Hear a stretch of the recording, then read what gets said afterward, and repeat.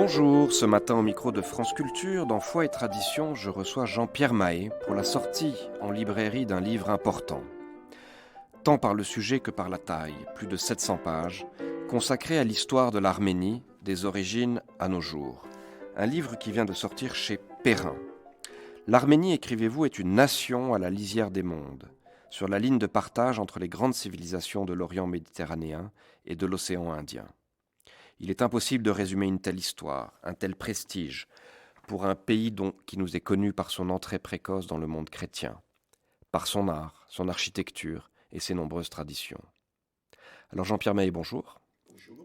Vous partagez la passion de l'Arménie depuis de nombreuses années avec Annie Mahé, votre femme, qui est aussi la co-auteure de cette somme. Un pays où vous voyagez souvent, plusieurs fois par an, j'ai l'impression, pour aborder un tel sujet qu'il faut forcément résumer d'une certaine manière.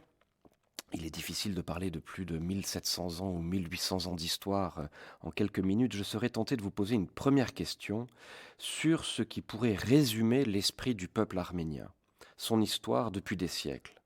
Peut-on parler d'une constante, d'une spécificité arménienne ? Ce qui est le plus étonnant, c'est la résilience du peuple arménien.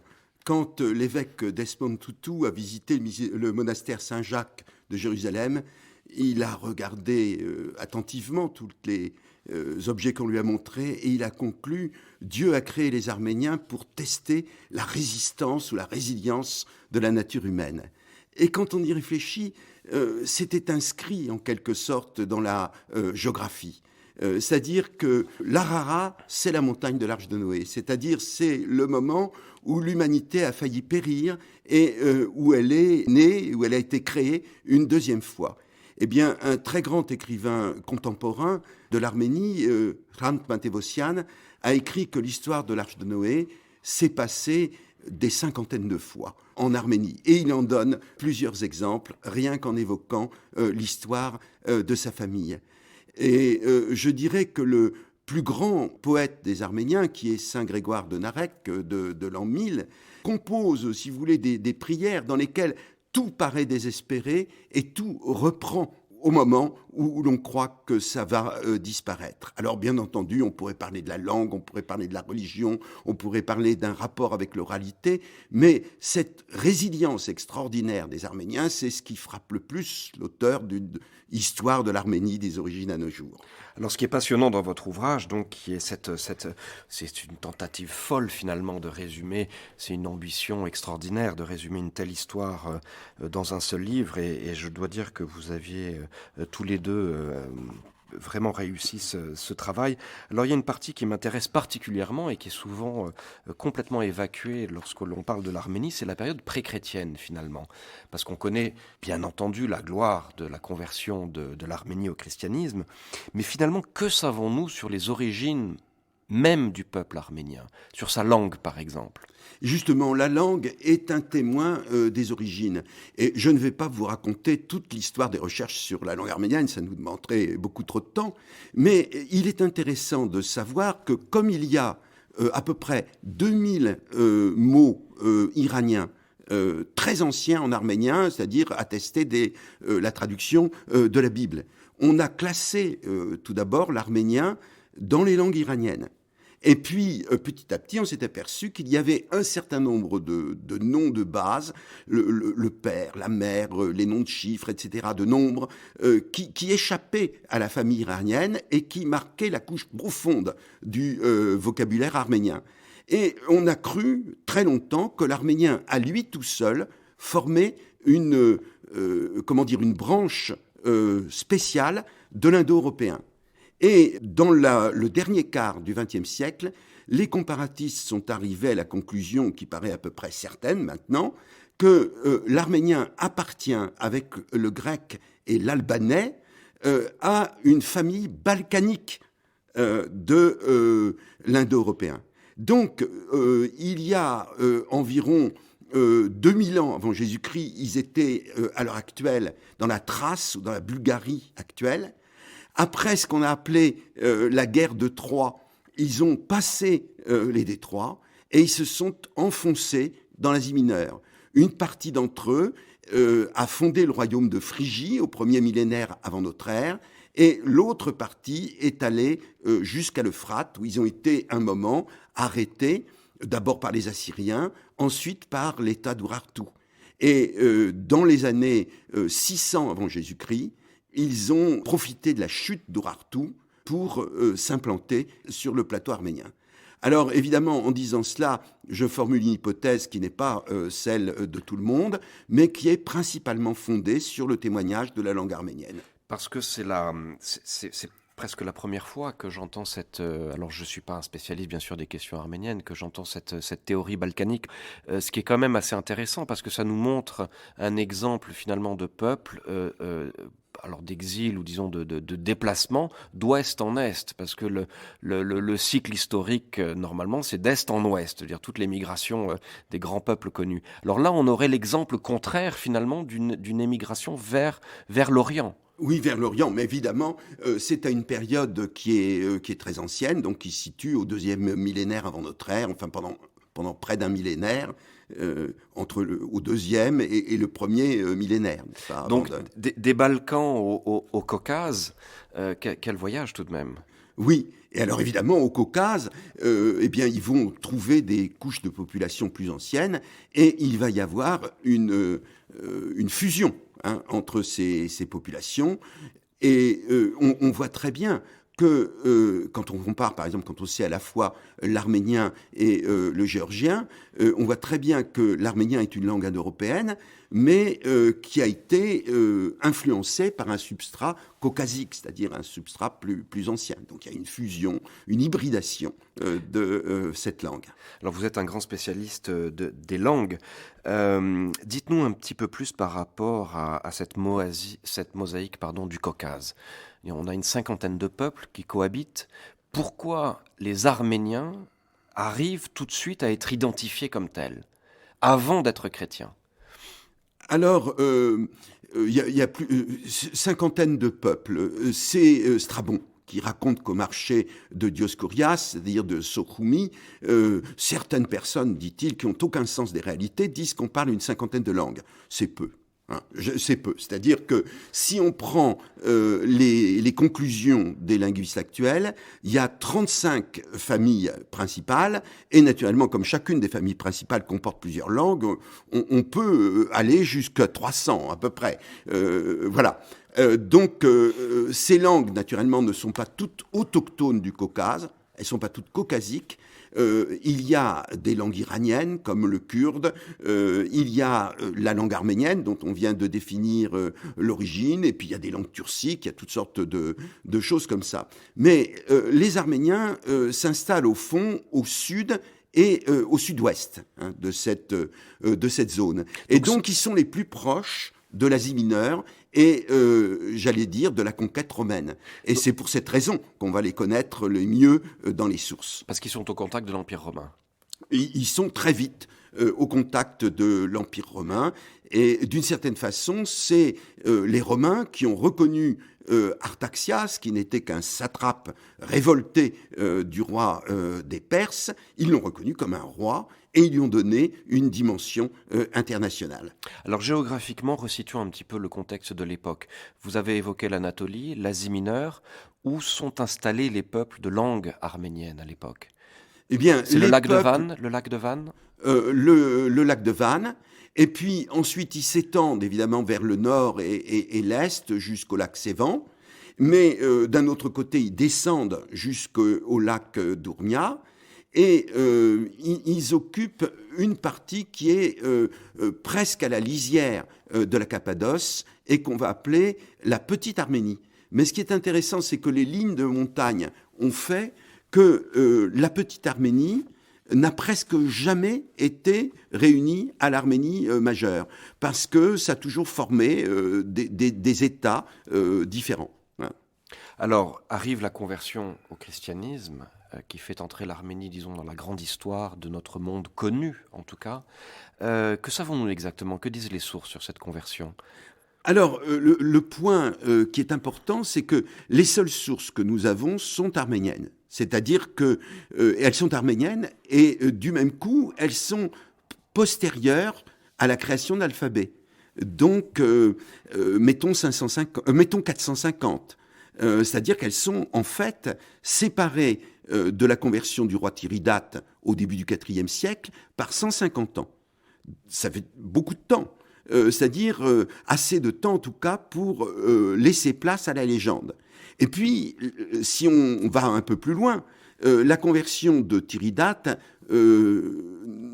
a été préparée par des choses que nous ne connaissons pas exactement. Nous avons quelques légendes hagiographiques dont il est difficile de démêler l'historicité sur l'apôtre Thaddée, par exemple. Mais c'est surtout la langue qui parle, encore une fois. C'est-à-dire que le vocabulaire religieux porte une couche syriaque extrêmement importante. Syriaque, dites-vous. Syriaque très importante. Un prêtre, ça se dit kahana.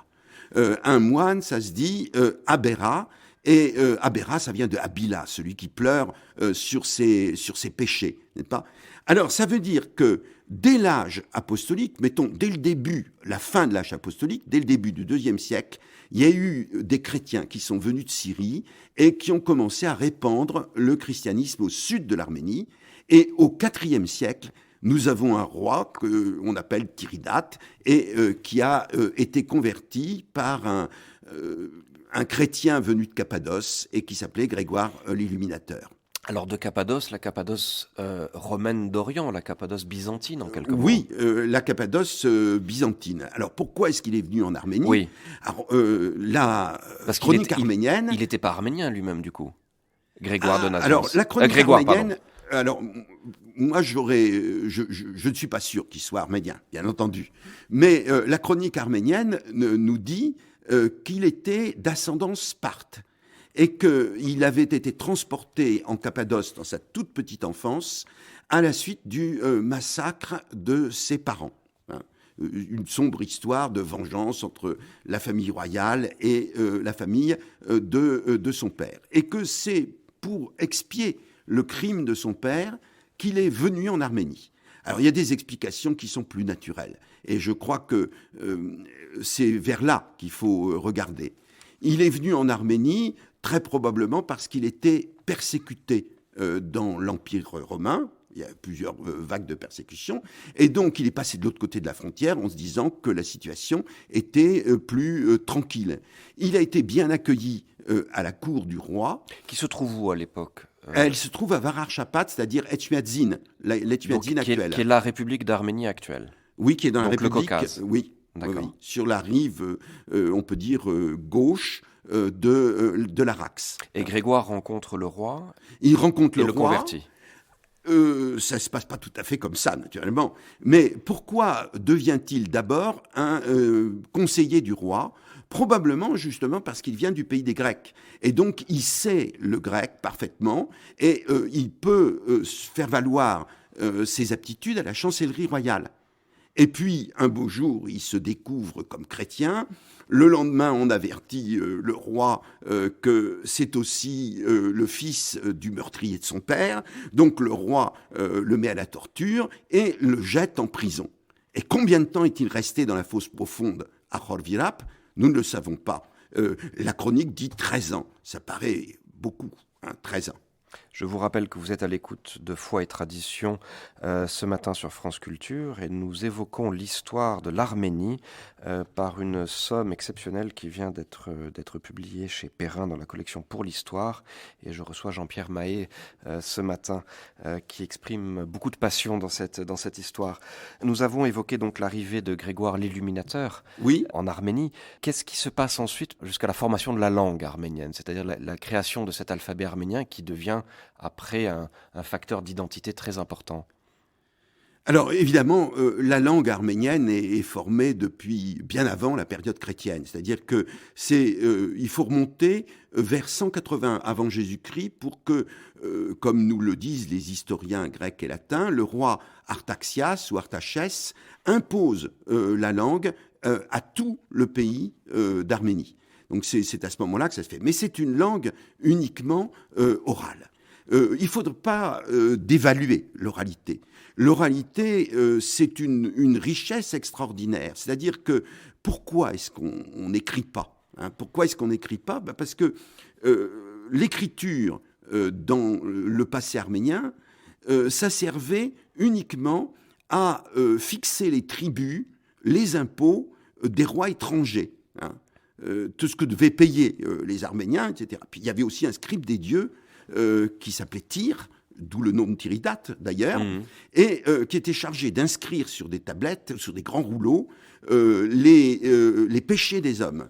Et donc l'écriture était une mauvaise chose dans la période païenne de l'Arménie. Mais à partir de 100 ans après la conversion, le moine Mesrop Mashtots se dit que les Arméniens ne seront pas vraiment chrétiens s'ils ne deviennent pas un peuple du livre, exactement comme les Hébreux le sont devenus après le retour d'exil. Et le seul moyen, c'est de créer un alphabet adapté à leur langue, ce qui se produit en 405. Est-ce que c'est un alphabet qui est tiré du grec, par exemple? Oui. C'est un alphabet qui, évidemment, ne ressemble pas extérieurement à l'alphabet grec, mais qui est en fait un alphabet grec complété. C'est-à-dire qu'il y a 24 lettres qui sont empruntées au grec et 12 lettres qui ont été rajoutées. Ça, c'est une chose certaine. Et est-ce qu'on trouve des manuscrits ou des inscriptions qui dateraient de cette période-là, de la création de l'alphabet? Des manuscrits, si vous voulez, en gros, il faut 400 ans pour qu'un manuscrit, un parchemin, devienne inutilisable. Alors, une fois qu'il est devenu inutilisable, on le recycle dans la couverture d'un livre. Et donc, on a des fragments qu'on peut soupçonner d'être de cette époque. C'est-à-dire, si vous prenez la couverture d'un livre copié en l'an 900, vous avez des chances de remonter au 5e siècle. Et puis, il y a une inscription dont on sait avec certitude qu'elle date du 5e siècle. Qui se trouve dans quel endroit? Elle se trouvait à Tekoş, c'est-à-dire Digoş, à l'heure actuelle, en Turquie. Le monument a été déshabillé de ses sculptures et heureusement on a un moulage qui a été fait avant la guerre mondiale, donc on arrive à très bien connaître l'inscription de Digoş qui date de 480 au plus tard. C'est une église malheureusement qui est inaccessible, je crois maintenant, parce qu'elle est pile sur la frontière non, on peut y accéder. Turco-arménienne. On peut y accéder, oui. Mais je vous assure qu'on ne voit plus rien. On ne voit plus qu'une carcasse de mortier qui a été transformée en étable par les agriculteurs de l'endroit. J'y suis allé. Quelle tristesse. Alors l'histoire de l'Arménie, encore une fois, c'est difficile de résumer des siècles entiers. C'est une histoire très mouvementée tout de même. Les périodes califales, des périodes de royaumes différents, l'arrivée des populations turques dans la région, les Mongols, et enfin la diaspora, bien entendu, avec les événements de la Première Guerre mondiale, le génocide arménien. C'est une histoire très mouvementée tout de même depuis le haut Moyen-Âge. Oui, c'est une histoire très, très mouvementée, et j'ai essayé de la résumer en citant Apollinaire au début de du livre. Notre histoire est noble et tragique comme le masque d'un tyran, pas un détail indifférent. Alors ça, c'est un conseil pour celui qui écrirait l'histoire de l'Arménie, parce que tout semble conduire progressivement vers la catastrophe. C'est-à-dire qu'il y a eu le califat. Qu'est-ce que le califat a laissé à l'Arménie? Eh bien, des poches de population musulmane. Juste avant le califat, l'Arménie était exclusivement habitée par des chrétiens. Après le califat, c'est plus pareil. Le califat, on commence à quelle période là, pardon? 553. D'accord. 553, mais ça ne devient mauvais qu'à partir du 8e siècle, hein, c'est-à-dire dans les années 700. Alors là, il y a des tentatives de colonisation qui sont très fortes et qui, au fond, sont irréversibles.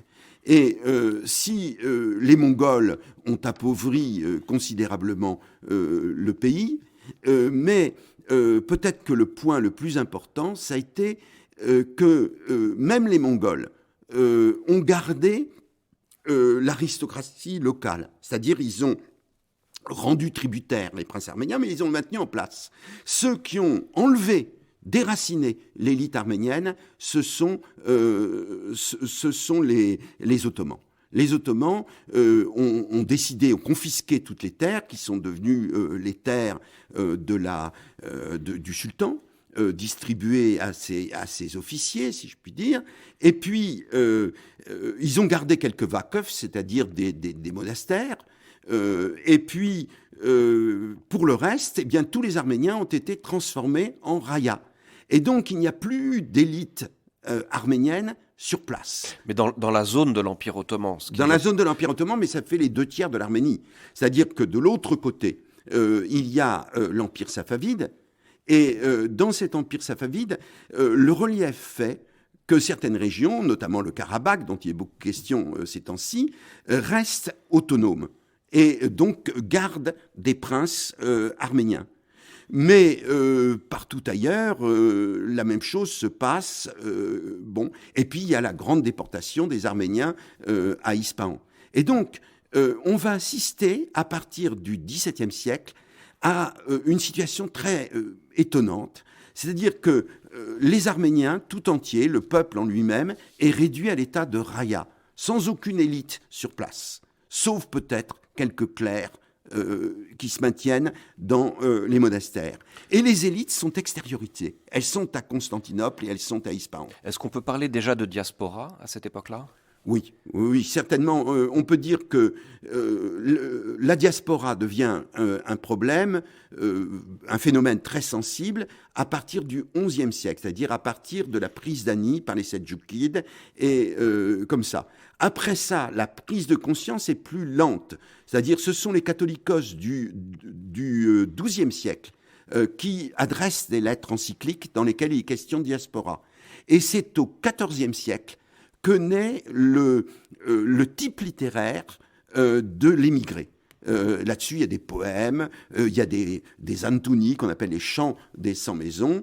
Et à partir du XVe siècle, alors là, on a une diaspora très constamment renouvelée par des vagues d'émigration dues soit à des guerres, soit à des crises économiques. Alors Jean-Pierre Maé, j'ai l'impression que vous décrivez finalement ce phénomène de résilience qui dure depuis des siècles pour un peuple qui finalement aurait dû disparaître, comme beaucoup d'autres peuples ont disparu de l'histoire après toutes ces calamités, jusqu'à la dernière, qui est évidemment la période du génocide arménien de 1915. Alors ce qui est phénoménal, c'est que malgré tout, il y a eu des adaptations constantes et finalement la recréation peut-être dans cette diaspora d'une autre forme d'arménité.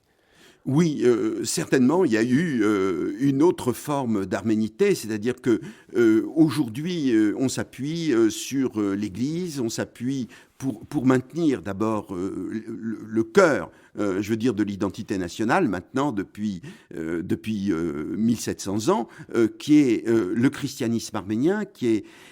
Il faut voir que quand il y a une église arménienne, que ce soit en Argentine, que ce soit au Canada, que ce soit dans des pays, en Australie, mais même en France, ce sont des églises qui ont été créées par la volonté des fidèles et qui ont été créées comme des foyers pour se retrouver, pour parler la langue, pour continuer à pratiquer une tradition qui est extrêmement puissante, c'est-à-dire que les fêtes arméniennes, Vartanank, la fête de la victoire contre les Perses qui a sauvé le christianisme arménien, ou la fête des saints traducteurs, ce sont des choses qui ponctuent la vie des gens et qui maintiennent une identité en diaspora. Puis autour de l'Église, évidemment, il y a toutes sortes d'écoles qui sont là, et puis il y a une vie littéraire qui marche par la presse, qui marche par des auteurs qui sont connus. Donc,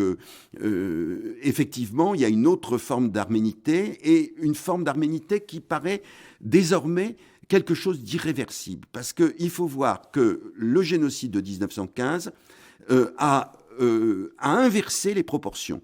Avant 1915, 1/3 en diaspora, 2/3 en Arménie. Et après l'inverse, 2/3 en diaspora, 1/3 en Arménie. Jean-Pierre Maé, je vous remercie infiniment pour ces précisions. Donc, je rappelle le titre de votre livre paru chez Perrin, Histoire de l'Arménie des origines à nos jours.